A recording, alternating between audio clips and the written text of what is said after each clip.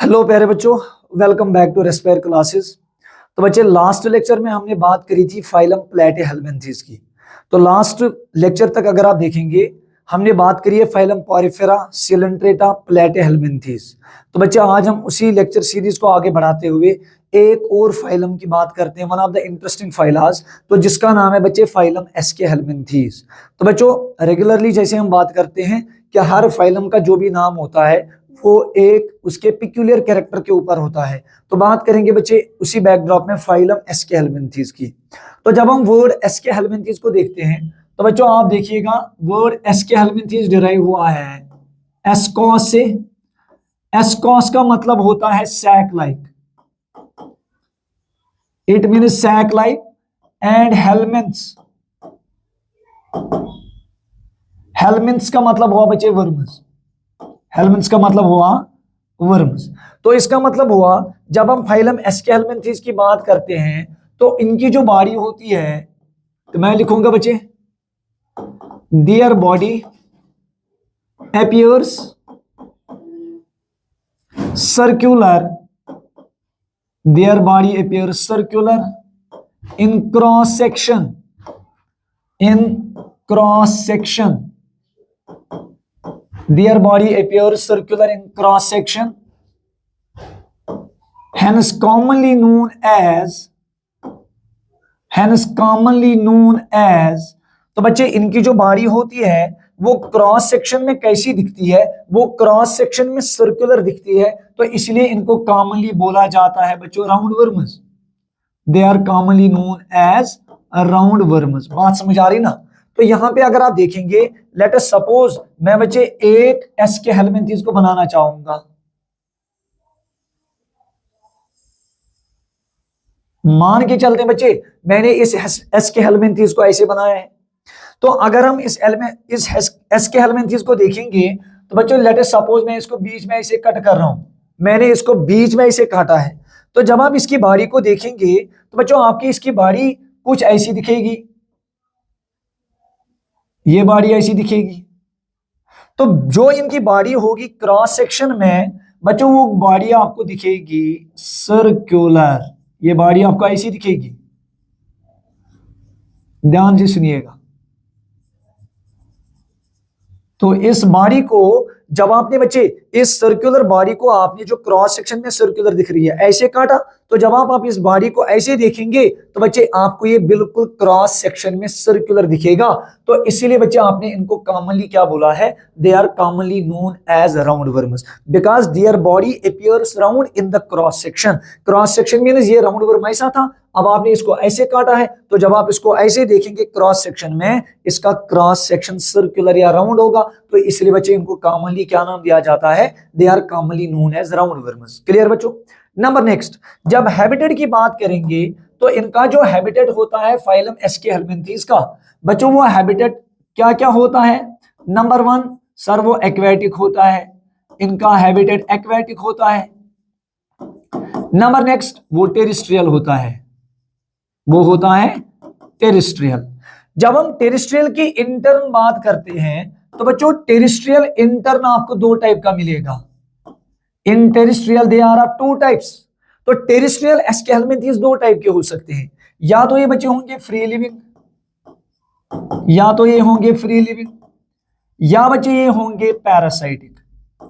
Parasitic, parasitic में भी intern ये दो टाइप के हो सकते हैं।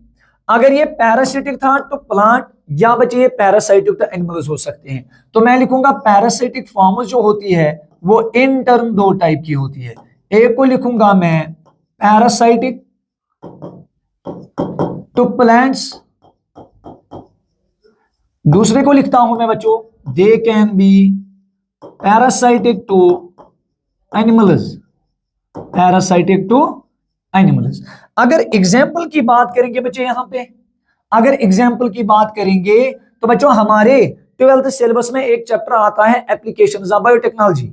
उधर एप्लीकेशंस ऑफ बायोटेक्नोलॉजी में हम एक जगह पढ़ते हैं आरएनए इंटरफेरेंस। असल में उधर क्या होता है कि एक एस्केहेल्मिन्थेस होता है जिसका नाम मेलाइडोगाइनी इनकॉग्निटा होता है, जो टबैको रूट के जो टबैको प्लांट के रूट के ऊपर उसको बच्चे इन्फेस्टेशन करता है, फिर वहां पे सिस्ट बनाता है, गॉल फॉर्मेशन, जिसकी वजह से टबैको प्लांट में डिजीज होता है। तो बच्चे उसका नाम है, उस एस्केलमेंथीज का नाम है मेलाइडोगाइनी इनकॉग्निटा। जो पैरासिटिक टू प्लांट्स आते हैं ये असल में एक एस्केलमेंथीज है जो पैरासिटिक टू प्लांट्स है। तो यहां हम लिख सकते हैं और उधर भी बच्चे हमें 12th में फिर इजी हो जाएगा याद रखना एग्जाम्पल को। तो मैं लिखूंगा फॉर एग्जाम्पल मेलाइडोगाइनी, एग्जाम्पल लिखूंगा मैं मेलाइडोगाइनी इनकॉग्निटा, मेलाइडोगाइनी इनकॉग्निटा, ये प्लांट पैरासिटिक एस्केलमेंथीज है। तो जब हम एनिमल पैरासिटिक की बात करेंगे तो हमारी एनसीईआरटी ने नाम दिया है एनकाइलोस्टोमा, एनकाइलोस्टोमा जिसको हम हुकवर्म भी बोलते हैं। उसके बाद वचरीरिया, वचरीरिया जिसको लिखा गया है फाइलेरियल वर्म। और उसके बाद एक और है जिसका कॉमनली नाम क्या होता है बच्चों, एस्केरिस, जिसका कॉमन नेम है ascaris, is commonly known as round worm. आगे डिटेल में पढ़ेंगे बच्चे। तो ये कुछ एग्जांपल थी पैरासिटिक फॉर्म्स की। Number next character level of organization. जब आप लेवल ऑफ ऑर्गेनाइजेशन की बात करते हैं तो एस्केलमेंथीज में organ system level of organisation होता है। क्या होता है बच्चों, organ system level of organisation, organ system level of organisation.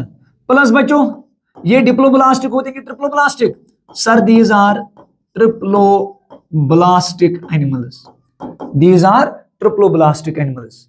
Number next character symmetry की बात करेंगे। जब हम सिमेट्री की बात करते हैं इनमें क्या सिमेट्री होती है, हमने पढ़ा है इनमें सिमेट्री होती है bilateral symmetry, bilateral symmetry. Bilateral symmetry means when plane of division passing through the central axis divides the animal body into how many equal halves? Into 2 equal halves. Clear? Number next character coelom की बात करेंगे। तो coelom में हमने पढ़ा था coelom is a body cavity which is lined by mesoderm, है ना। तो मेसोडर्म से अगर लाइन किया हुआ है उस बॉडी कैविटी को हम नाम क्या देते हैं, सीलोम देते हैं। लेकिन बच्चों हमने यहाँ पे coelom pattern of formation of coelom, उसके ऊपर सीलोमेट्स को 2 ग्रुप्स में डिवाइड करा था, एओसीलोमेट्स एंड एंटेरोसीलोमेट्स एंड शाइजोसीलोमेट्स। तो बच्चे जिन एनिमल्स में ट्रू सीलोम प्रेजेंट है पहले तो उनको एओसीलोमेट बोलेंगे। तो इसीलिए अगर हम देखेंगे फाइलम एस्केलमेंथीज में क्या ट्रू सीलोम प्रेजेंट होता है, नहीं सर। फिर सर इनका जो सीलोम होता है असल में उसका जो मेसोडर्म होता है वो मॉडिफाई हुआ होता है इनटू पाउच लाइक स्ट्रक्चर्स, इसलिए इनका जो सीलोम होगा वो सीडोसीलोम होगा, फॉल्स सीलोम। क्योंकि अगर आपको याद होगा अभी तक हमने पढ़ा पॉरिफेरा, सिलेंट्रेटा, टेनोफोरा, तीनों के तीनों एसिलोमेट्स। प्लस ट्रिप्लोब्लास्टिक में हमने अभी तक पढ़ा प्लेटिहेल्मिन्थीज जिसका मेसोडर्म सॉलिड होता है, सुप्लेटी नहीं होता, तो एसिलोमेट है। प्लेटिहेल्मिन्थीज के बाद एस्केलमेंथीज, तो बच्चे एस्केलमेंथीज जो है ये सीडोसीलोमेट्स होते हैं। मैं लिखूंगा सीलोम कैसा है, स्यूडोसीलोमेट्स, स्यूडोसीलोमेट्स यानी फॉल्स सीलोम। तो फॉल्स सीलोम या सीडोसीलोमेट का मतलब क्या हुआ, मैं लिखूंगा कि यहां पे जो मेसोडर्म होता है, मेसोडर्म जो होता है इसका mesoderm has modified, mesoderm has modified into pouch like structures, into pouch like structures. तो वो पाउच लाइक स्ट्रक्चर्स जो होते हैं उसके अंदर जो कैविटी बनती है उसी कैविटी का नाम हम क्या देते हैं, सीडोसील। और ऐसे एनिमल्स जिनमें सीडोसील होगा उनको नाम क्या देंगे, सीडोसीलोमेट्स। क्लियर बच्चों। Number next digestive system. इनका डाइजेस्टिव सिस्टम कैसा होता है, देखो बच्चों हमने अभी बात करी प्लेटिहेल्मिन्थीज की इससे पहले। तो प्लेटिहेल्मिन्थीज में डाइजेस्टिव सिस्टम प्रेजेंट होता है लेकिन बच्चों that is incomplete digestive system. अब इनकम्प्लीट डाइजेस्टिव सिस्टम किसको बोलते हैं हम, सर जहां पे डाइजेस्टिव सिस्टम में एक ही सिंगल ओपनिंग होती है और वो ओपनिंग एक्ट करती है both mouth as well as anus. लेकिन जब हम फाइलम एस्केलमेंथीज का डाइजेस्टिव सिस्टम देखते हैं हम देखते हैं इनका डाइजेस्टिव सिस्टम जो होता है वो कंप्लीट होता है। Remember complete digestive system, complete digestive system. What does complete digestive system mean, it means digestive system के पास क्या होगा, digestive system contains both mouth and anus. यानी there are two types of openings. Number one mouth plus उसमें क्या होगा, उसमें बच्चों anus होगा. यहां तक समझ आई बात. प्लस अगर आप देखेंगे एनसीईआरटी का एक जबरदस्त पॉइंट लिखा हुआ है. एनसीईआरटी ने लिखा है कि इस डाइजेस्टिव सिस्टम में और क्या होता है, विथ डाइजेस्टिव सिस्टम में एक और इंपॉर्टेंट कैरेक्टरिस्टिक फीचर है, with highly muscular pharynx. With highly muscular pharynx. तो बच्चे ये पॉइंट आपको यहां पे इंपॉर्टेंट याद रखना है, बिकॉज अगर आप एनसीईआरटी को देखेंगे, एनसीईआरटी ने इस पॉइंट को बोल्ड करके लिखा है कि इनके डाइजेस्टिव सिस्टम के पास अगरचे वो कंप्लीट है, लेकिन उसके बाद उस डाइजेस्टिव सिस्टम में प्रेजेंट क्या रहता है सर, उसमें प्रेजेंट रहता है मस्क्यूलर फेरिंक्स. अब ये मस्कुलर फेरिंक्स यहां पे बच्चों को थोड़ा सा समझने में दिक्कत होती है. सर मस्कुलर फेरिंक्स होता क्या है? देखो बच्चों, लेट अस इमेजिन, मैं यहां पे फिर से एक एसके हेलमिंथेस को ड्रा कर रहा हूं.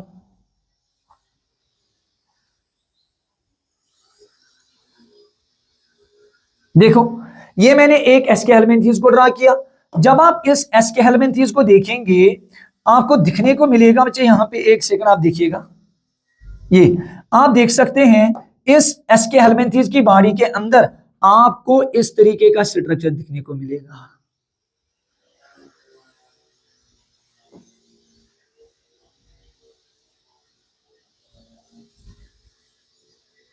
ये देख सकते हैं बच्चे,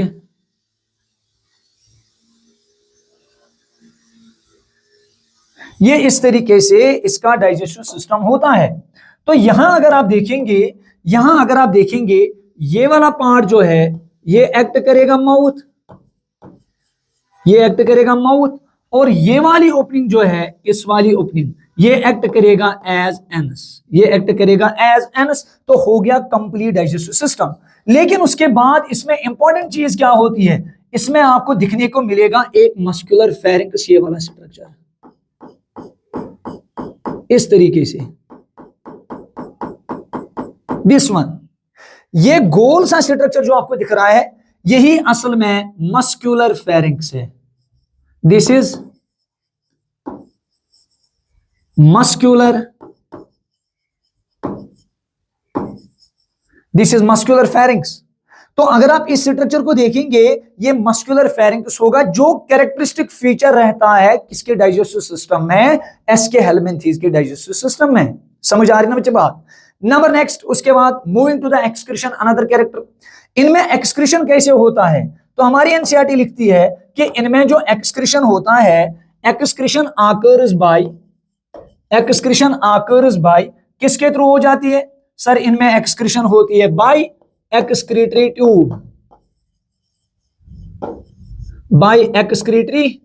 ट्यूब, which opens outside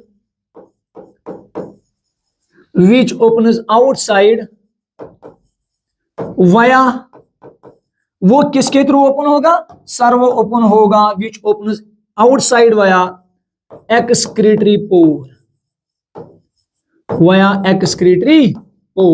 अब आप बोलेंगे सर ये क्या हुआ एक्सक्रीटरी ट्यूब, उसके बाद सर एक्सक्रीटरी पोर कहां होता है ना? देखिएगा, इसी डायग्राम को हम एक बार देखने की कोशिश करेंगे. आप देखिएगा, देख लो बच्चों, यहां पे अगर आप देखेंगे इसकी बॉडी के parallel along the length of the aschelminthes, आप देखेंगे दो ट्यूब लाइक स्ट्रक्चर्स ऐसे चलते हैं. यहां से एक ट्यूब आपको दिखने को मिलेगा, ये वाला एक ट्यूब, यहां से आपको दूसरा ट्यूब देखने को मिलेगा. ये वाला ट्यूब उस ट्यूब के साथ ज्वाइंटेड होगा, देख सकते हैं. ये ट्यूब इस वाले ट्यूब के साथ ज्वाइंटेड होगा. आप देखो ये दोनों ट्यूब जो हैं ये ज्वाइंटेड होके यहां पे ओपन हो रहे हैं. देखिएगा, आप देखो इस स्ट्रक्चर को थोड़ा सा मैं कलर चेंज करता हूं इसका. आप देखिएगा ये वाला पोर जो इधर होगा, ये वाला पोर, बच्चे इसी पोर का नाम हम देंगे एक्सक्रीटरी पोर. इसका नाम क्या देंगे सर? इसका नाम एक्सक्रीटरी पोर देंगे।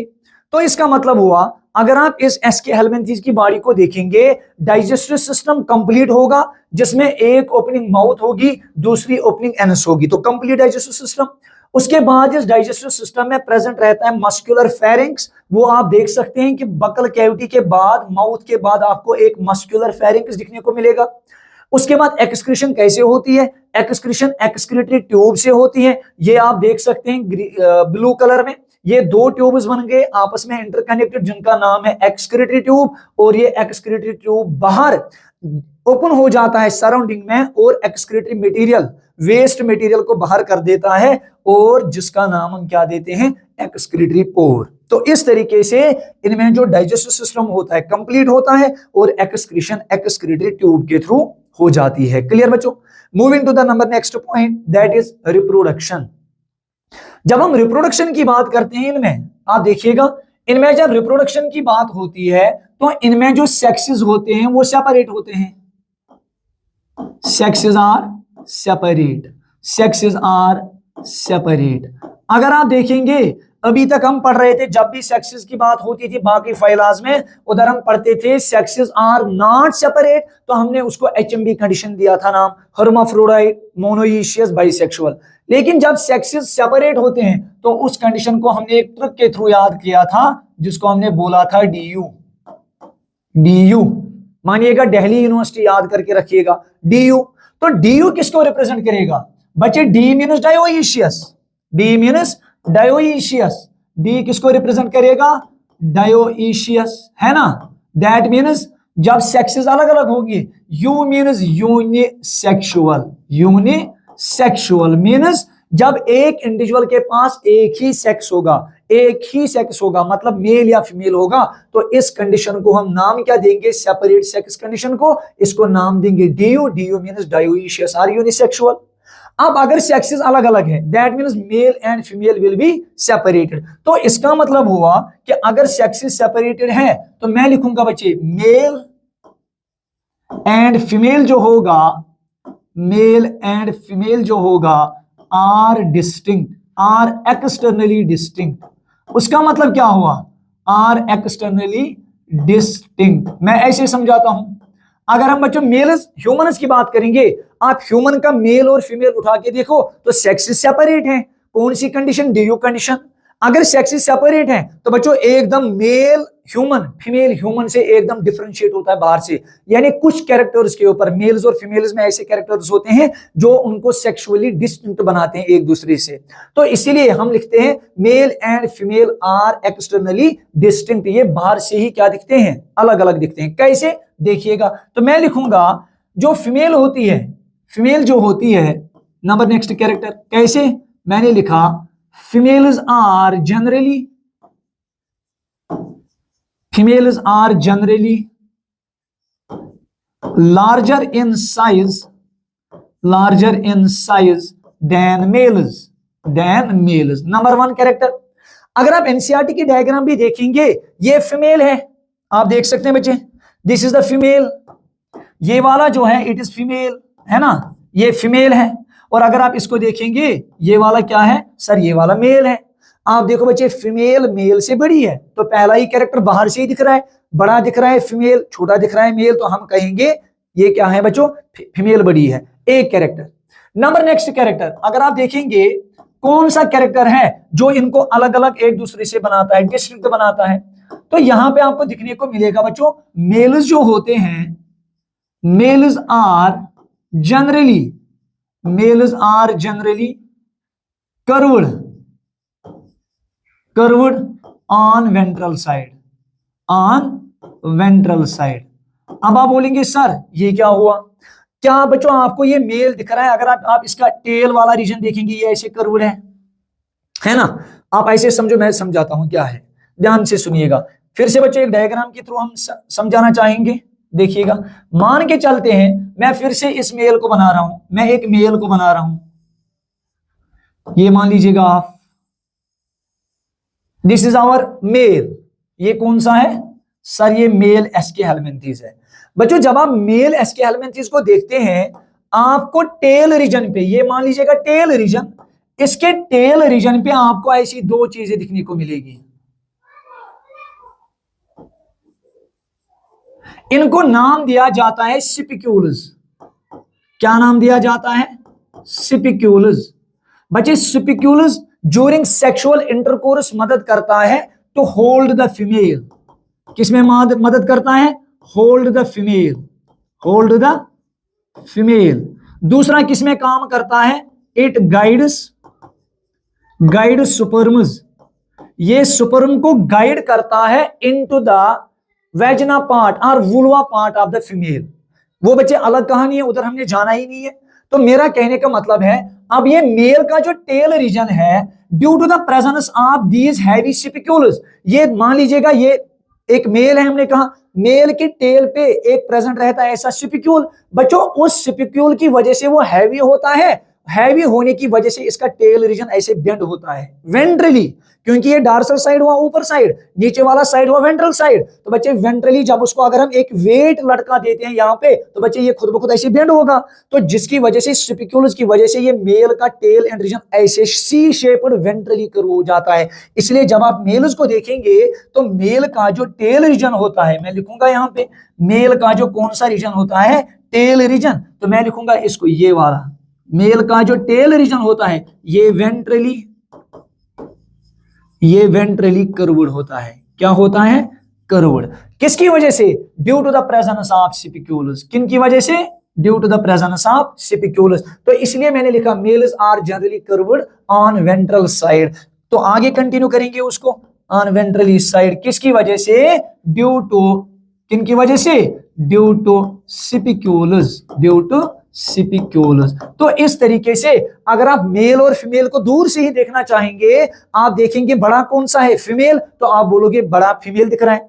आप देखेंगे वेंट्रली कर्व्ड कौन सा है, तो आप बोलेंगे मेल है। तो इसलिए बच्चे हमने क्या कहा? Males and females are externally distinct. Sexual dimorphism है, दो अलग अलग फॉर्म्स मेल एंड फीमेल बाहर से ही दिखता है। क्लियर? Number next point. तो ये था बच्चे इनके सेक्सेस के बारे में। नंबर नेक्स्ट पॉइंट, अगर हम बात करेंगे फर्टिलाइजेशन की, अगर बात करेंगे किसकी? फर्टिलाइजेशन। ध्यान से सुनिएगा, फर्टिलाइजेशन।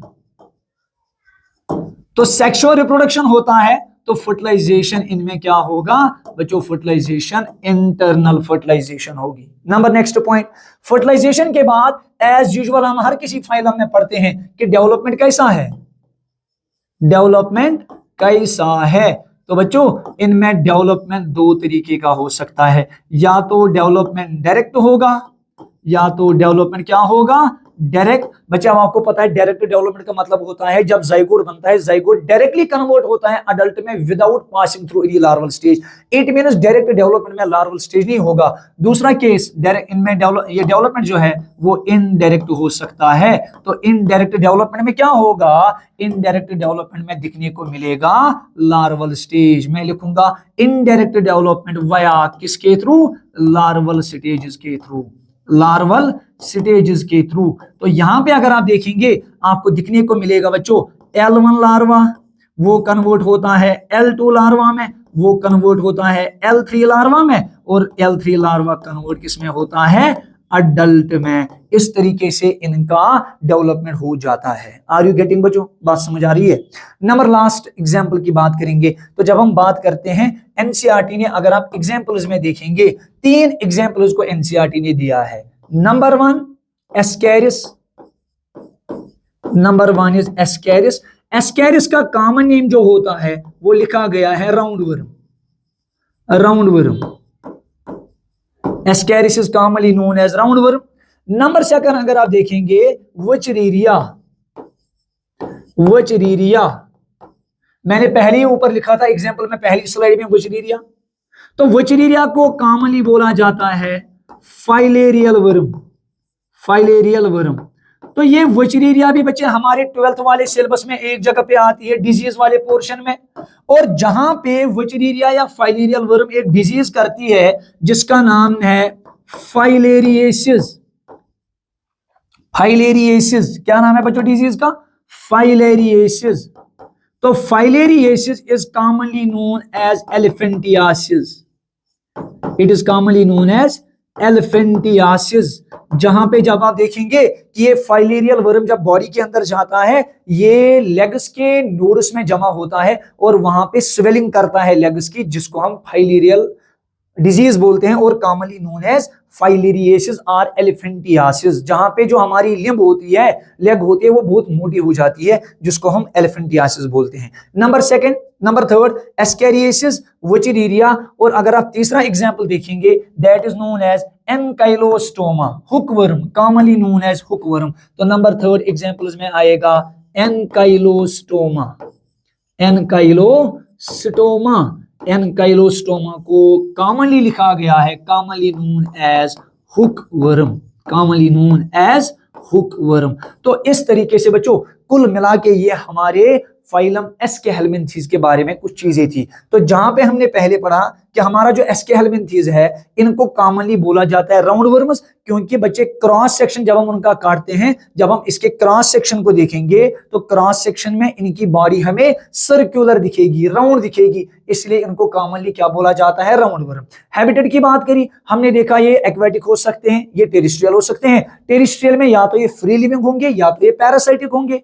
तो पैरासाइटिक में हमने देखा या तो ये पैरासाइटिक तो प्लांट्स होंगे, जिनमें एक एग्जांपल मेलेडो गाइनी हमने 12th वाले एप्लीकेशंस ऑफ बायोटेक्नोलॉजी में डिस्कस करते हैं, और दूसरा जो पैरासिटिक तो एनिमल्स हैं, जिनमें हमने बात करी एनकाइलोस्टोमा, वुचिरीरिया और एस्केरिस। क्लियर बच्चों? उसके बाद लेवल ऑफ ऑर्गेनाइजेशन, वो तो organ system level of organisation होगा। ट्रिप्लोब्लास्टिक है। सीलोम कैसा है सर? पहली बार इनमें सीलोम देखा गया और वो भी फालस सीलोम, बिकॉज सीलोम जो है इनका बॉडी कैविटी जो है, उधर जो मेसोडर्म है वो मॉडिफाई हो चुका है इनटू पाउच लाइक स्ट्रक्चर्स, जिसकी वजह से इनके सीलोम को सीडोसीलोम बोला जाएगा, false coelom. Number next, digestive system कैसा रहता है सर? कंप्लीट डाइजेस्टिव सिस्टम पहली बार देखने को मिलता है एनिमल किंगडम में, और जहां पे इनके डाइजेस्टिव सिस्टम में दो ओपनिंग्स होंगी, एक माउथ होगा, दूसरा एनस होगा। लेकिन इनके डाइजेस्टिव सिस्टम में एक कैरेक्टरिस्टिक फीचर यह है कि वहां मस्कुलर फेरिंक्स देखने को मिलता है। उसके बाद एक्सक्रीशन कैसे होता है सर? एक्सक्रीशन होने के लिए इनकी बॉडी में 2 ट्यूब्स होते हैं, excretion occurs by excretory tubes, और जो ओपन हो जाता है to the surrounding through a pore known as excretory pore, है ना। उसके बाद हमने बात करी थी नेक्स्ट कैरेक्टर की कि इनमें रिप्रोडक्शन कैसे होती है सर? रिप्रोडक्शन में हमने देखा कि इनमें सेक्सेस जो होते हैं वो सेक्सेस सेपरेट होते हैं, जिसको हमने नाम दिया कंडीशन है डीयू, डायोइशियस और यूनिसेक्सुअल। अगर सेक्सेस अलग अलग है तो उधर सेक्सुअल डायमॉर्फिज्म होगा, मेल अलग होगा, फीमेल अलग दिखेगा बाहर से। तो हमने देखा मेल और फीमेल हमें बाहर से कैसे दिखते हैं? सबसे पहले फीमेल बड़ी होती है मेल से, लार्जर इन साइज। दूसरा, मेल जो होता है उसका टेल रीजन जो होता है वो वेंट्रली कर्व्ड होता है। क्यों कर्व्ड होता है? क्योंकि टेल रीजन पे स्पिक्यूल्स प्रेजेंट रहते हैं। स्पिक्यूल्स कॉपुलेटरी ऑर्गन है जो सेक्सुअल इंटरकोर्स के दौरान फीमेल को होल्ड करने में मदद करेगा और स्पर्म्स को गाइड करेगा into the female reproductive tract, और उन्हीं स्पिक्यूल्स की वजह से इसका वेंट्रल साइड टेल एंड जो है वो नीचे की तरफ बेंड होता है, वेंट्रली सी शेप टेल बन जाता है, जो आपको यहां दिखने को मिलेगा, है ना। उसके बाद हमने बात करी fertilisation. Fertilisation of course internal होगी, और उसके बाद डेवलपमेंट या तो डायरेक्ट होगा या डेवलपमेंट इनडायरेक्ट होगा। इनडायरेक्ट जब होती है तो लार्वल स्टेजेस दिखने को मिलते हैं, जहां पे L1 L2 L3 लार्वा होता है, और उसके बाद वो अडल्ट में कन्वर्ट होता है। तो इस तरीके से फिर लास्ट में हमने बात करी एग्जांपल्स की। सबसे पहली example Ascaris commonly known as round worm. Number second Wuchereria which is commonly known as filarial worm, जो बच्चे आगे जाके हम 12th वाले सब्जेक्ट में पढ़े, 12th वाले सिलेबस में पढ़ते हैं डिजीज में, ये एक डिजीज करता है जिसका नाम है एलिफेंटियासिस और फाइलेरियासिस। और उसके बाद एनकाइलोस्टोमा नंबर थर्ड आता है, जिसको एनकाइलोस्टोमा ड्यूडिनियल पूरा नाम स्पीशीज के साथ आता है, और जिसका कॉमन नेम क्या होता है? Hook worm. बात समझ आ रही ना बच्चे? तो इस तरीके से हमारा अगर आप देखेंगे फाइलम एस्केहेलमिन्थी जो है वो कंप्लीट हो गया। तो अभी तक हमने पढ़ा phylum Porifera, Coelenterata, Ctenophora, Platyhelminthes and Aschelminthes. अब नंबर नेक्स्ट फाइलम की बात करेंगे which is known as Annelida. चलो बच्चों, number next phylum is known as Annelida. देखो बच्चों, फिर से वर्ड नाम के ऊपर जाएंगे हम, एनालिडा। तो अगर आप एनालिडा को देखेंगे, it is actually the Latin word annulus. Annulus, annulus का मतलब होता है लिटिल रिंग। एन्युलस का मतलब क्या होता है? Little ring. उसका मतलब क्या हुआ? इसका मतलब आपको बच्चे ये दिखेगा, अगर आपको याद होगा हमने सेगमेंटेशन पढ़ी थी, हमने सेगमेंटेशन पढ़ी थी, तो सेगमेंटेशन आपको याद होना चाहिए। फिर से मान के चलते हैं, ये मैं एक एनालिडम बना रहा हूं, अर्थवर्म, लेट अस सपोज बच्चे दिस इज अर्थवर्म। अगर आपको सेगमेंटेशन याद होगा, अर्थवर्म की बॉडी के ऊपर इस तरीके से आपने रिपीटेड डिविजन्स देखे थे, जिनको आपने नाम दिया था मेटाम्यूर्स और सोमाइट्स। याद है किसी को? तो आप देखो बच्चे, यहां पे जो ये स्ट्रक्चर आपको दिख रहा है, ये वाला, दीज, इन्हीं स्ट्रक्चर्स का नाम हम देते हैं annulations. Annulations, annulation means little rings, ring like structure होता है, लिटिल रिंग्स। देख लो बच्चों, इसकी बॉडी के ऊपर रिंग्स होते हैं, तो इसकी वजह से अगर आप देखेंगे आपको यहां पे रिपीटेड डिविजन्स या यूनिट्स मिलेंगे। हमने डिस्कस किया हुआ है इनको, इसको हम बोलते हैं repeated units. Repeated units known as, अगर आपको याद होगा, known as somites. They are also known as metameres, metameres. तो ये आप देख सकते हैं। तो इसी रिपीटेड डिवीजन की वजह से जैसे आपको लगेगा एनालिडन की बॉडी में छोटी छोटी रिंग्स लगी हुई है, तो on the basis of that हम इनको नाम क्या देते हैं? एनालिडा। दैट मीन्स एक ऐसा ग्रुप ऑफ एनिमल जिनकी बॉडी के अंदर एन्युलेशंस है, रिपीटेड यूनिट्स हैं। क्लियर बच्चों? आगे चलेंगे। नंबर नेक्स्ट, इनके हैबिटेट की बात करेंगे। जब हम हैबिटेट की बात करते हैं तो इनका हैबिटेट भी बच्चे क्या होता है? या तो ये एक्वेटिक हो सकते हैं, दे can B aquatic. Number next, they can B terrestrial, they can B terrestrial. Aquatic in term दो टाइप का हो सकता है। एक्वेटिक इन टर्म क्या हो सकता है? एक्वेटिक में तो ये फ्रेश वाटर हो सकते हैं, एक्वेटिक में तो ये फ्रेश वाटर हो सकते हैं, या बच्चों ये मैरीन वाटर में हो सकते हैं, मैरीन वाटर में हो सकते हैं। नंबर नेक्स्ट, टेरेस्ट्रियल में क्या हो सकता है? तो टेरेस्ट्रियल में बच्चे और दो टाइप के हो सकते हैं। टेरेस्ट्रियल में तो ये फ्री लिविंग हो सकते हैं, फ्री लिविंग हो सकते हैं, और बच्चे ये पैरासाइटिक हो सकते हैं। तो ये है बच्चे इनका habitat, address of any living organism. कहां रहता है? या तो ये रहेंगे कहां? या तो ये रहेंगे बच्चों पानी में, एक्वेटिक होंगे, या तो ये रहेंगे टेरेस्ट्रियल कंडीशन में, जमीन के ऊपर। तो एक्वेटिक में फ्रेश वाटर हो सकता है, मैरीन वाटर हो सकता है, और टेरेस्ट्रियल के ऊपर फ्री लिविंग हो सकता है या पैरासाइटिक हो सकता है। Number next character, level of organisation. Again इनमें लेवल ऑफ ऑर्गेनाइजेशन जो होगा वो होगा organ system level of organisation, that will be organ system level of organisation, organ system level of organisation. Plus अगर आप देखेंगे ये डिप्लोब्लास्टिक हैं कि ट्रिप्लोब्लास्टिक? सर ये ट्रिप्लोब्लास्टिक हैं, these are triploblastic having 3 germ layers during their embryonic stage. Number next, symmetry. कैसी symmetry है? तो इनमें जो सिमेट्री होती है वो बाइलेटरल सिमेट्री है, bilateral symmetry. Again what is bilateral symmetry? Sir when the plane of division passing through the central axis divides the animal body into 2 equal halves, right and left half। मान के चलते हैं ये हमारा एनालिडन body है, आप इसको इसको क्लीव करो, 2 इक्वल ऐसे बनेंगे? नहीं बनेंगे, क्योंकि आगे हेड रीजन पीछे टेल रीजन। लेकिन जब आप इसको ऐसे क्लीव करेंगे, ये देखो बच्चों, जब आप इसको ऐसे क्लीव करेंगे, एक राइट हाफ बनेगा, दूसरा लेफ्ट हाफ बनेगा, तो होगी कौन सी symmetry? Radial symmetry, sorry bilateral symmetry. Number next character की बात करेंगे, दैट इज सीलोम।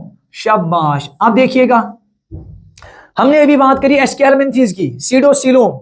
तो बच्चों हमारे पूरे फाइलाज में जितने भी हमने 11 मेजर फाइलाज पढ़े थे, Porifera, Coelenterata, Ctenophora, Platyhelminthes, Aschelminthes, Annelida, Arthropoda, Mollusca, Echinodermata, Hemichordata and Chordata. तो इन सारों में आपको सिर्फ एक ही फाइलम मिलेगा जो हमने अभी पढ़ा, जिसका नाम है एस्केलमेंथीज, वो सीडोसीलोमेट होगा। उसके बाद जितने भी ऊपर वाले फाइलाज आएंगे वो सारे के सारे यूसीलोमेट्स होंगे, है ना। तो मैं लिखूंगा सीलोम क्या है, तो मैं लिखूंगा दे आर यूसीलोमेट्स, यूसीलोमेट्स। इनमें ट्रू सीलोम होगा। True coelom means mesoderm will be lining the coelom. Clear है ना। लेकिन हमने यूसीलोमेट्स में भी 2 टाइप देखे थे, अगर आपको याद होगा। यूसीलोमेट्स को हमने 2 टाइप पे दिखाया था कि on the basis of pattern of coelom. Coelom कैसे बनता है? क्या सीलोम मेसोडर्म के स्प्लिट होने से बनता है? तो उनको हमने नाम दिया था शाइजोसीलोमेट्स।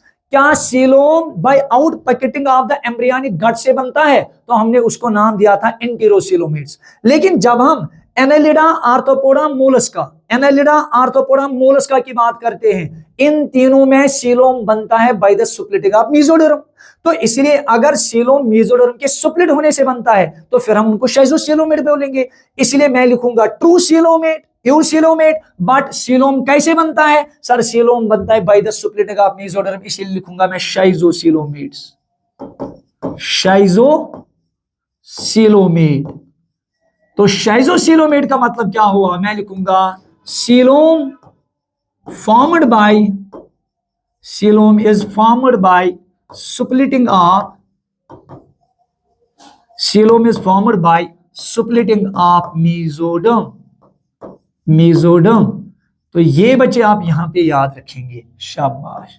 कि हमारा जो एनालिडा है ट्रू सीलोमेट है, लेकिन सीलोम कैसे बनता है? मेसोडर्म की सुप्लिट होने की वजह से, इसलिए इनको शाइजोसीलोमेट्स बोलेंगे। क्लियर है ना बच्चों? Number next is body. इनकी बॉडी कैसी है देख लीजिएगा। ये देखो बच्चों, ये एक एनालिडन है, तो बॉडी कैसे है? तो मैं लिखूंगा body contains, body contains repeated units, या जिनको हम बोलेंगे divisions, repeated units comma which are known as, जिन डिविजन्स या यूनिट्स को हम नाम क्या देते हैं? which are known as somites, which are known as somites, या जिनको हम नाम देते हैं metameres, which are known as somites are metameres. And this phenomenon, इस फिनोमिनन का नाम क्या देते हैं? जिसमें बॉडी रिपीटेडली किसी भी यूनिट को रिपीट कर रही है। And this phenomenon are I can say and shows, और दिखाते क्या है? And shows metamerism, and shows metamerism, जिसको आपने एक और नाम दिया था मेटामेरिक सेगमेंटेशन, मेटामेरिक सेगमेंटेशन, जिसका मतलब हुआ कि इनकी बॉडी जो है वो एक्सटर्नली सेगमेंट्स में डिवाइड हुई है और इंटरनली भी सेगमेंट्स में डिवाइड हुई है, तभी तो इनकी बॉडी के अंदर ट्रू सेगमेंटेशन है। बात समझ आ रही ना? नंबर नेक्स्ट कैरेक्टर लोकोमोशन, बहुत ही इंपॉर्टेंट है, देखिएगा बच्चे। तो लोकोमोशन को मैं बच्चे नेक्स्ट स्लाइड में थोड़ा सा डिटेल में डिस्कस करूंगा। देखिएगा, जब लोकोमोशन की बात आती है, बहुत ही इंपॉर्टेंट है लोकोमोशन। देखो बच्चों, लोकोमोशन डिपेंड करेगा कि हैबिटेट कैसा है। अगर आप इनके हैबिटेट की बात करेंगे, आपने अभी बोला हैबिटेट एक्वेटिक हो सकता है या टेरिस्ट्रियल हो सकता है ना? तो उसी के हिसाब से लोकोमोशन भी वेरी करेगा। तो ध्यान से सुनिएगा, मैं लिखूंगा लोकोमोशन डिपेंड करेगा कि हैबिटेट कैसा है। ध्यान से सुनिएगा, मैं लिखूंगा लोकोमोशन कैसा रहेगा? It depends on habitat of annelid, habitat of annelid. अब आप बोलेंगे सर उसका मतलब क्या हुआ? तो मान के चलते हैं हमारा हैबिटेट जो है वो टेरिस्ट्रियल है। हमारा हैबिटेट क्या हो सकता है? टेरिस्ट्रियल, टेरिस्ट्रियल हो सकता है। और हमारा हैबिटेट क्या हो सकता है यहाँ पे? एक्वेटिक। तो अकॉर्डिंगली मोड ऑफ लोकोमोशन जो है वो भी वेरी करेगा। चलो सबसे पहले हम बात करेंगे टेरिस्ट्रियल एनिमल्स की, टेरिस्ट्रियल एनालिड्स की। बच्चों टेरिस्ट्रियल एनिमल्स में जो लोकोमोशन होती है ना, वो कैसे होती है? मैं लिखूंगा लोकोमोशन occurs by longitudinal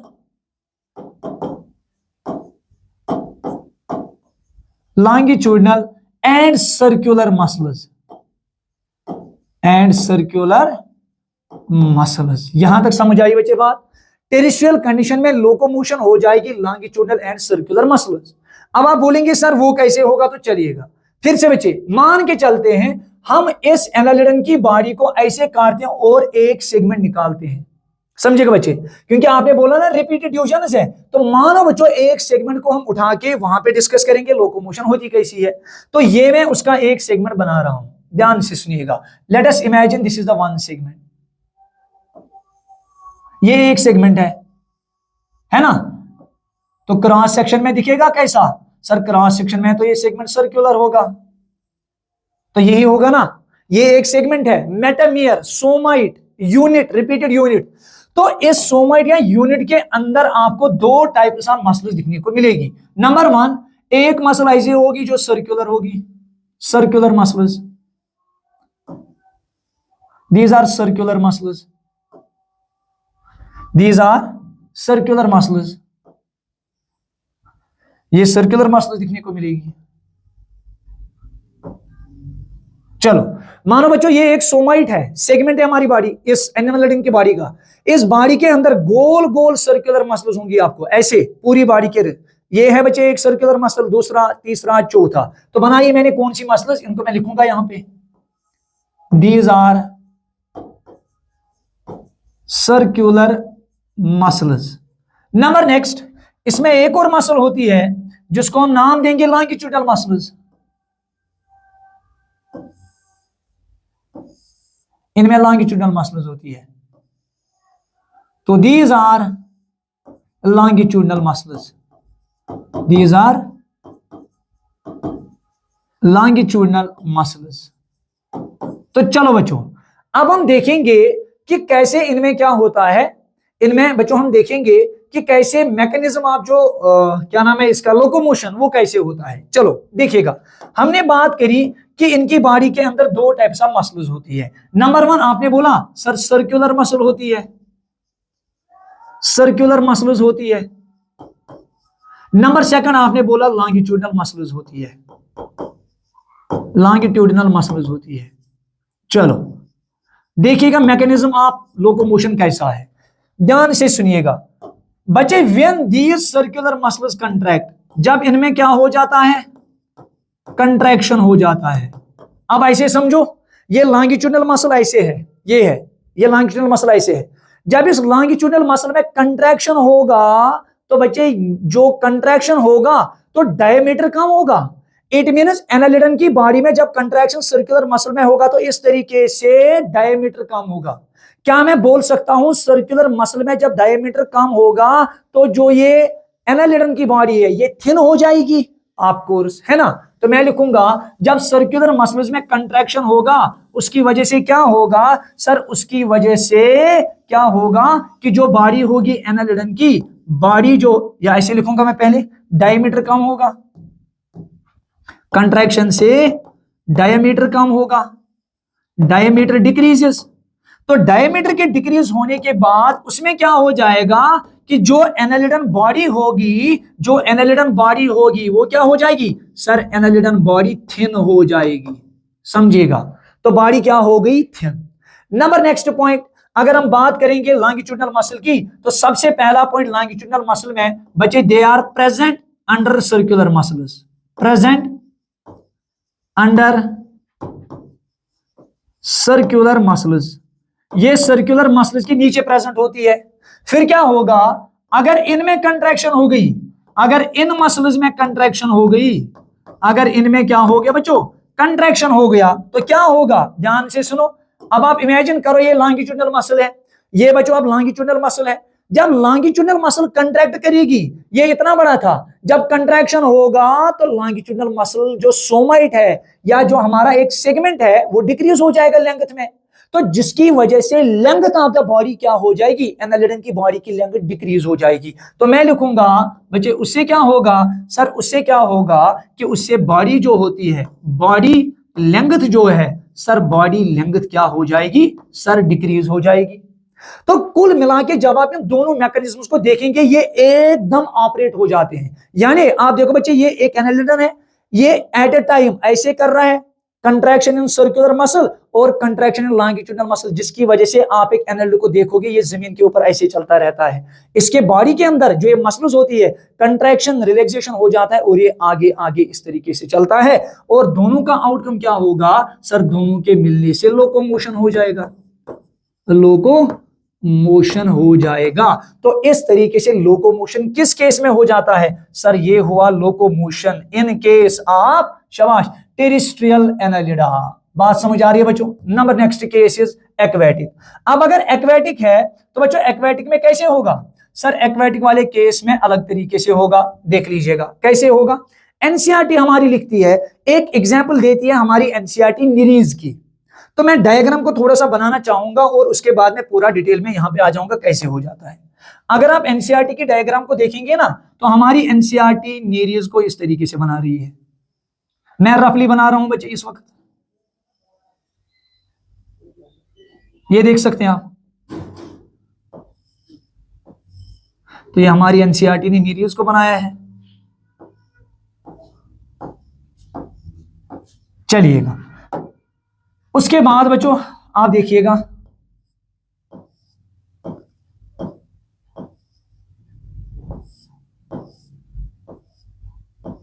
ये हमारी एनसीईआरटी ने बनाया है निरीज का स्ट्रक्चर। चलो, उसके बाद जब आप देखेंगे इसकी बॉडी के साइड में एनसीईआरटी ने कुछ ऐसी चीजें बनाई है।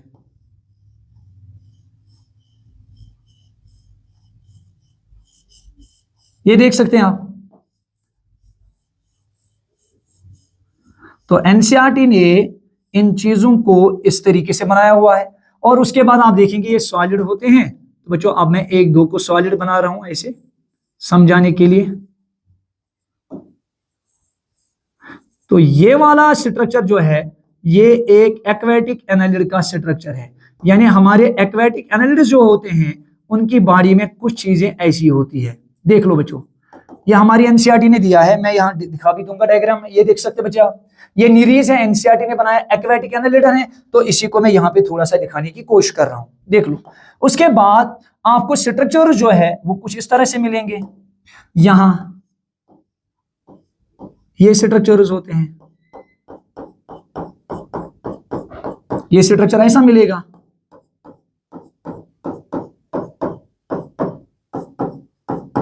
ये देखो बच्चों, तो कुल मिला के जब हम एक्वेटिक एनालिड्स को देखते हैं ना, तो इस चीज को मैं बच्चे, इस सारे चीज को मैं फिर से यहां पे अलग से बना दूंगा समझाने के लिए। तो दैट मीन्स ये हमारा स्ट्रक्चर ऐसा है, ये स्ट्रक्चर हमारा ये है, आप देख सकते हैं। ये देखो बच्चों, उसके बाद इसके साथ अटैच्ड है और भी एक स्ट्रक्चर जिनका नाम मैं अभी दूंगा। ये बच्चे कुल मिला के हमारे एक्वेटिक एनालिड्स में कुछ चीजें ऐसी होती है। तो इनका नाम जो होता है ना बच्चे, आप देखिएगा, इसका नाम होता है parapodia. This is known as parapodia. Podia is related to feet. और बच्चे इन दो स्ट्रक्चर्स का नाम है सीटे। इनका नाम क्या होता है? सीटे। देख लो, अब इनमें जो लोकोमोशन हो जाएगा पानी के अंदर, अभी आपने देखा कि जहां पे मसल्स है वो सबस्ट्रेटम के साथ मिलके ऐसे ऐसे कंट्रैक्शन कर रहा है, लोकोमोशन हो रही है। लेकिन बच्चों पानी में इनके पास पैरापोडिया होते हैं बॉडी के। Para means besides, podia means feet, यानी साइड में इनको फीट लाइक स्ट्रक्चर्स होते हैं जिनके ऊपर छोटे छोटे सीलिया लाइक यहां पे सीटे लगे हुए होते हैं। बच्चे वो इन्हीं को ऐसे मूव करके पानी के अंदर लोकोमोशन दिखाते हैं। तो ये तरीका होता है लोकोमोशन दिखाने का, किन में? एक्वेटिक एनालिड्स में, जिसको हमारी एनसीईआरटी ने एक एग्जांपल के तौर पे दिया है, नीरीज। क्या दिया है? लिखा है कि aquatic annelids for example Nereis, उसकी बॉडी के अंदर क्या होते हैं सर? उसकी बॉडी के अंदर पैरापोडिया होते हैं। क्या होते हैं बच्चों? सर उनकी बॉडी के अंदर पैरापोडिया होते हैं और पैरापोडिया के ऊपर लगे हुए होते हैं सीलिया लाइक स्ट्रक्चर्स, जिनको हम नाम क्या देते हैं? जिन स्ट्रक्चर्स को हम नाम देते हैं सीटे। क्या नाम देते हैं? सीटे नाम देते हैं। और इन्हीं की मदद से एक्वेटिक एनालिड्स में लोकोमोशन होता है। तो बच्चों यहां तक समझ आई आपको बात? It was all about the locomotion, जहां पे मैंने बोला बच्चे कि लोकोमोशन का पैटर्न जो होगा वो डिपेंड करेगा कि हैबिटेट क्या है। अगर हैबिटेट टेरिस्ट्रियल है तो टेरिस्ट्रियल हैबिटेट में लोकोमोशन किसकी वजह से होगी? सर लॉन्गिट्यूडनल मसल की वजह से होगी, प्लस सर सर्कुलर मसल्स की वजह से होगी। जब वो कंट्रैक्शन करेंगे इन सिंक्रोनाइजेशन मैनर, दोनों इकट्ठे कंट्रैक्शन करके लोकोमोशन करा देंगे इस टेरिस्ट्रियल एनालिड में। और उसके बाद एक्वेटिक एनालिड में क्या होता है? उनमें लगे होते हैं पैरापोडिया, पैरापोडिया के ऊपर सीटे लगे हुए होते हैं और वही बच्चे मूव करके इस एक्वेटिक एनालिड को क्या देते हैं? लोकोमोशन देते हैं। क्लियर बच्चों? शाबाश, आई होप आपको ये समझ आया होगा। Moving to the next slide. Number next is circulatory system. देखो बच्चों, जब हमने बात करी थी लेवल ऑफ ऑर्गेनाइजेशन की, उधर हमने पढ़ा था लेवल ऑफ ऑर्गेनाइजेशन हो सकता है tissue, organ, organ system level of organisation. फिर हमने उधर एक नोट पॉइंट लिखा था कि within the organ system level of organisation there is complexity, अगर आपको याद होगा, है ना। तो दो चीजें उधर हमने एग्जांपल्स में पढ़ा था। नंबर 1 डाइजेस्टिव सिस्टम की complexity, open digestive system complete और इनकम्प्लीट। नंबर 2 हमने सर्कुलेटरी सिस्टम की बात करी थी कि जहां पे हमने देखा था circulatory system can either be open type और क्लोज्ड टाइप। तो मैंने उधर भी लिखाया था बच्चे, जब हम इनकी बात करते हैं एनालिटिड्स की, तो इनकी बॉडी में सर्कुलेटरी सिस्टम क्या होता है, क्लोज्ड टाइप होता है, क्लोज्ड टाइप। लेकिन एक एक्सेप्शन पढ़ी थी हमने उधर, closed type of circulatory system except, अगर आपको याद होगा तो बच्चों बताओ, एक्सेप्ट लीच। शाबाश, किसके बगैर, लीच के बगैर, ये याद होना चाहिए। तो हमने लिखा था उधर सारे एनालिटिड्स में close type of circulatory system होता है, यानी blood pumped by the heart flows within the closed blood vessels with variant diameter like arteries, veins and capillaries, except the leech. जो लीच हमारा यहाँ पे क्या रहेगा, जो लीच यहाँ पे हमारा एक एक्सेप्शनल पॉइंट रहेगा, इसलिए बच्चों आपको याद रखना पड़ेगा। ऑलरेडी हमने डिस्कस किया है कि लीच के अंदर क्या होता है बच्चों, लीच के अंदर बच्चे क्या होता है, open type of circulatory system होता है। बाकी सारे एनालिटिड्स में क्या होता है सर, इनमें closed type of circulatory system होता है। नंबर नेक्स्ट, एक्सक्रीशन कैसा होता है, एक्सक्रीशन किस तरीके से होता है। तो बच्चों जब हम एक्सक्रीशन की बात करते हैं, इनमें एक्सक्रीशन होता है through nephridia, through nephridia. What are nephridia, देखो बच्चों, जैसे ह्यूमंस की बॉडी में किडनी है ना बच्चे, तो किडनी एक्सक्रीशन का काम करता है, वो बॉडी से harmful waste in the form of urea उसको बाहर फेंकता है, एक्सक्रीट कराता है। तो जब हम एनालिटिड्स की बॉडी देखते हैं, उधर भी किडनी की तरह ही एक ऑर्गन होता है जिसका नाम होता है नेफ्रीडिया। तो नेफ्रीडिया भी इनकी बॉडी में क्या करता है, एक्सक्रीटरी वेस्ट मटेरियल को बाहर करता है। तो मैं लिखूंगा नेफ्रीडिया होता क्या है, नेफ्रीडिया ट्यूब्यूलर स्ट्रक्चर होता है, ट्यूब्यूलर स्ट्रक्चर होता है, tube like tubular structure, tubular structure which excretes, जो एक्सक्रीट करता है किसको, which excretes harmful wastes, harmful wastes from the body. और यही नेफ्रीडिया जो है, यही नेफ्रीडिया इनकी बॉडी में एक्सक्रीशन का काम करता है। Number next point, nervous system. देखो बच्चों, हमने ये भी बोला कि इनमें जो लेवल ऑफ ऑर्गेनाइजेशन है that is organ system level of organisation. हमने प्लेटिहेल्मिन्थीज में भी लिखा था कि उनमें नर्वस सिस्टम देखा जाता है, उनमें इनकम्प्लीट डाइजेस्टिव सिस्टम देखा जाता है, तभी तो उनको बोला गया था organ plus organ system level of organisation होती है। तो प्लेटिहेल्मिन्थीज के आगे यानी एस्केल्मिन्थीज से पूरे कार्डेटा तक लेवल ऑफ ऑर्गेनाइजेशन होता है organ system level of organisation, इसीलिए इनमें नर्वस सिस्टम भी दिखा जाता है। तो इनका जो नर्वस सिस्टम होता है वो किस चीज का बना होता है, तो मैं लिखूंगा नर्वस सिस्टम जो होता है, मैं लिखूंगा composed of, nervous system is composed of, किस किस चीज का बना होता है। तो हमारी एनसीईआरटी ने 3 चीजों का जिक्र किया हुआ है कि इनका नर्वस सिस्टम 3 चीजों का बना हुआ होता है। Number 1 ganglia, ganglia is the plural of ganglion, बोलूंगा मैं क्या होता है, गैंग्लिया, बहुत सारे गैंग्लिया होते हैं। नंबर 2 लेटरल नर्वस होती है, लेटरल नर्वस का बना होता है, प्लस इसमें होता है double ventral nerve, double ventral nerve.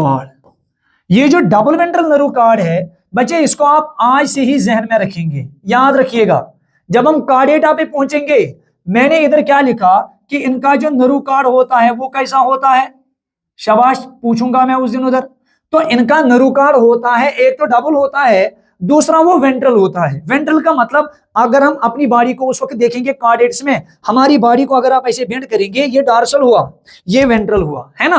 तो इनका नर्व जो है वो वेंट्रली लोकेटेड होता है, यानी बॉडी के नीचे। लेकिन कार्डेट्स में, हमारे केस में जब आप पढ़ेंगे वर्टेब्रेट्स में, हमारा नर्व डार्सली लोकेटेड होता है, ऊपर वाली साइड होता है। तो इन नॉन कार्डेट्स में, इनमें क्या होता है, वेंट्रली लोकेटेड होता है और हमारे में डार्सली होता है। नंबर 2 हमारे पास सिंगल नर्व रहता है, लेकिन इनमें डबल नर्व रहता है। तो ये आप चीजें याद रखेंगे और उधर पूरा डिटेल में डिस्कस करेंगे। टॉपिक पे आ जाते हैं, तो किस चीज का बना होता है उनमें नर्वस सिस्टम, सर वो तो गैंग्लिया का बना है, लेटरल नर्व का बना है और डबल वेंट्रल नर्व का बना है। यहां पे मैं थोड़ा सा गैंग्लिया का बोलूंगा, व्हाट इज गैंग्लिया। तो बच्चे असल में गैंग्लिया होता क्या है, गैंग्लिया असल में क्या होता है बच्चों, एक सेकंड सॉरी। तो गैंग्लिया क्या होता है बच्चों, actually ganglia is a collection of neurons, या मैं बोलूंगा साइटॉन। गैंग्लिया क्या होता है sir, it is collection of साइटॉन्स in peripheral nervous system. अब ये पॉइंट जो मैंने इधर बोला, जब हम बच्चे नर्वस सिस्टम को पूरा डिटेल में डिस्कस करेंगे न्यूरल कंट्रोल एंड कोऑर्डिनेशन में, उधर मैं बोलूंगा क्या होता है गैंग्लिया। गैंग्लिया का मतलब होता है जब बहुत सारे न्यूरॉन्स का जो साइटॉन पार्ट होता है, सेल बॉडी पार्ट, जब वो एक जगह जमा होता है तो उस कलेक्शन ऑफ द साइटॉन्स को नाम दिया जाता है गैंग्लिया। खैर, तो बात करेंगे इनके नर्वस सिस्टम की। इनका नर्वस सिस्टम कैसे होता है, तो आप देख सकते हैं बच्चे, इनका नर्वस सिस्टम इस तरीके का बना होता है, ध्यान से सुनेंगे।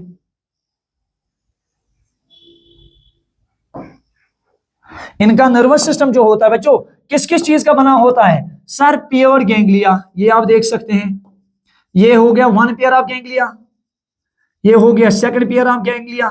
तो इसी तरीके से बच्चे इनमें प्योर गैंग्लिया होते हैं। क्या होते हैं, प्योर गैंग्लिया। चलो बच्चों, नंबर 1 हो गया प्योर गैंग्लिया। उसके बाद लेटरल नर्वस, तो यहां अगर आप देखेंगे लेटरल नर्वस ये होती है, ये लेटरल नर्वस होती है, ये देख सकते हैं आप, दीज आर लेटरल नर्वस। उसके बाद double ventral nerve card. Nerve card कैसा है सर, नर्व कार्ड डबल है, ये देख सकते हैं आप, एक नर्व कार्ड और ये हो गया दूसरा नर्व कार्ड। तो कुल मिला के इनका ब्रेन इस टाइप का, सॉरी इनका नर्वस सिस्टम इस टाइप का होता है और ये कहलाता है ब्रेन। ये देखो बच्चे, इनका नर्वस सिस्टम इस तरीके का होता है। और जहां पे हमने क्या बोला, जहां पे हमने बोला सर ये क्या है, these are pure ganglia, these are pure ganglia. Sir what are these, दूसरा नाम जो हमने दिया था, इनको हमने क्या बोला सर, ये क्या है, ये हो गए lateral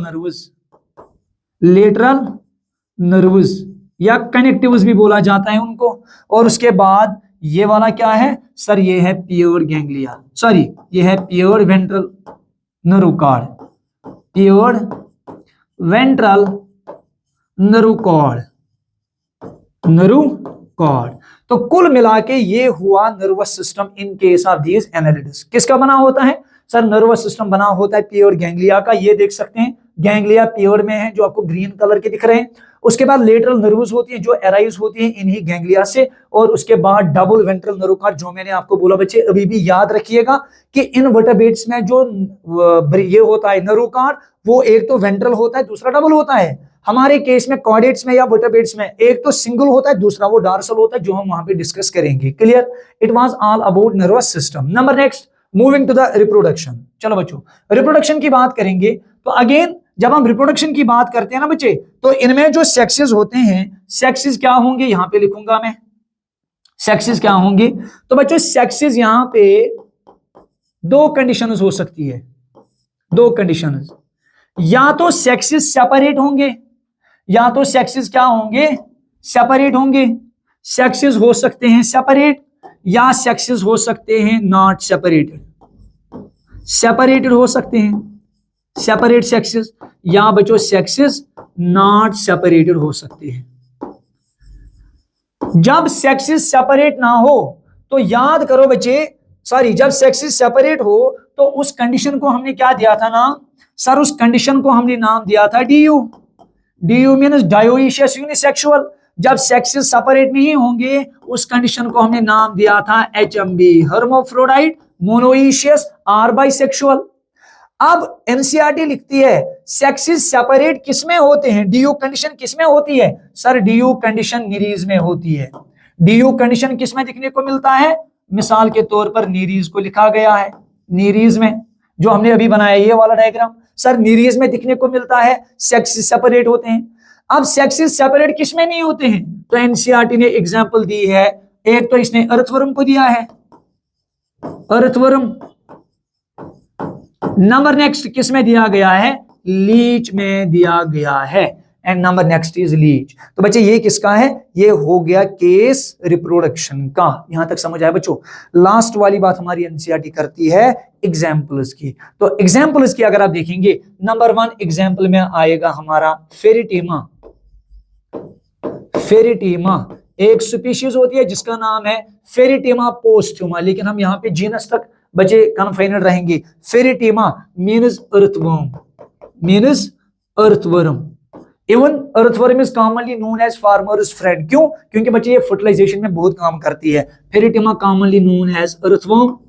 number second Nereis. Number second Nereis. तो अगर आप देखेंगे ये नीरीज है, एक्वेटिक एनालिडन है ना। नंबर 3 एग्जांपल अगर मैं यहां पे लिखूं, नंबर 3 इज लीच। अगर आप देखेंगे हिरडिनेरिया, हिरडिनेरिया लीच। नंबर 1 इज हिरडिनेरिया, हिरडिनेरिया बच्चे जिसका कॉमन नेम है blood sucking Leach, blood sucking Leach, blood sucking Leach. Clear बच्चों? इसी के अंदर हमने एक्सेप्शन पढ़ा था अभी क्लोज टाइप में कि लीच के अंदर ओपन टाइप होता है। क्या होता है? तो आप अगर आप चाहेंगे आप यहां पे भी लिख सकते हैं कि लीच जो होता है इसके अंदर क्या होगा, एक तो लीच के अंदर क्या होगा, ओपन टाइप होगा। इसमें क्या होगा, open type of circulatory system.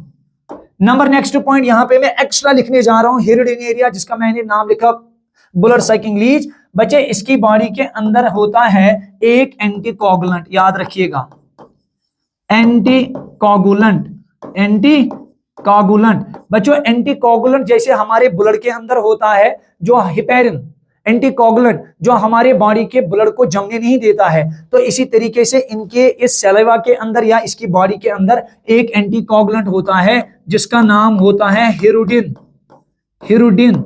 बच्चे इसी एंटीकोगुलेंट हिरुडिन के ऊपर इसका नाम हिरडिनेरिया आ गया, तभी तो इसको नाम बोला जाता है ब्लड सकिंग लीच, क्योंकि जब ये ब्लड सक करती है उस वक्त ये उस ब्लड में ऐड करती है हिरडिन, जिसकी वजह से वो ब्लड कोगुलेट नहीं होता है। तो बच्चे ये नंबर सेकंड हमारी नीरीज है। एक्वेटिक क्या है, एक्वेटिक एनालिड है जिसकी बॉडी के अंदर आप देख सकते हैं बच्चों, इधर अगर आप देखोगे ये इसका पैरापोडिया है, ये इसका पैरापोडिया है और पैरापोडिया की मदद से ही ये एक्वेटिक हैबिटेट में लोकोमोशन दिखा सकता है। तो इस तरीके से बच्चे कुल मिला के आज हमारे 2 फाइलास कंप्लीट हो गई, फाइलम एस्केहेलमिन्थीज एंड फाइलम एनालिडा। तो आई होप बच्चे आपको ये अंडरस्टैंड हुआ होगा। और नंबर नेक्स्ट लेक्चर में जब हम मिलेंगे उस वक्त हम बात करेंगे phylum Arthropoda, one of the largest phyla in the animal kingdom, जिसको हम उस वक्त डिस्कस करेंगे। तो बच्चों आज के लेक्चर में आई थिंक इतना काफी है, जहां पे हमने एनालिडा और एस्केहेलमिन्थीज को डिटेल में पढ़ा है। तो बच्चे नेक्स्ट लेक्चर में देखते हैं और उस वक्त हम डिस्कस करेंगे फाइलम आर्थ्रोपोडा का। तो तब तक बच्चे दीजिएगा इजाजत, सी यू।